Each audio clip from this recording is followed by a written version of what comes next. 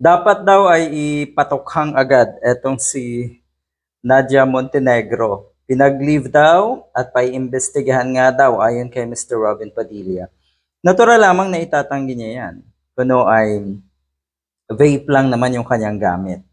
Para kasing ang nangyari, ginagawa niyo pong tanga yung mga sergeant at arms. Dahil sigurado sa trabaho nila, alam nila yung pagkakaiba ng vape at yung totoong marijuana. Yung marijuana daw kasi ay na-flash, kaya wala nang solido na ebidensya. Pero history-wise kasi, netong si Nadia Montenegro, alam natin yung kanyang nakaraan.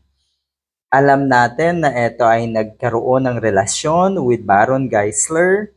Oo, mga nakalipas yun, di ba? Pero yun kasi mga gawain ninyo minsan na dati nyo pang gawain, sabihin na natin. Talagang, lalo't bisyo na ganito, mahirap talaga yung iwaksi. Mahirap talagang kalimutan yan.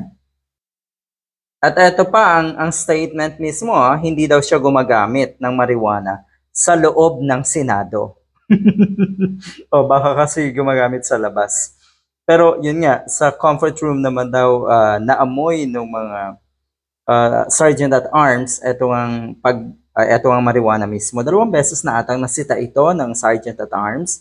Meron pang pagkakataon na ultimong nasa session, yung huli ata na pagkahuli, ultimong ongoing yung session ng Senado nang mangyari yon. Natural lamang na andyan etong si Montenegro dahil may session. Siguro naman wala siya dyan kung walang session. Ano nga ba uli ang trabaho neto kay Padilla? O tignan nyo yung sinisweldohan ng taong bayan, isang Nadia Montenegro na kaibigan ni Robin Padilla at nahulihan ng marijuana?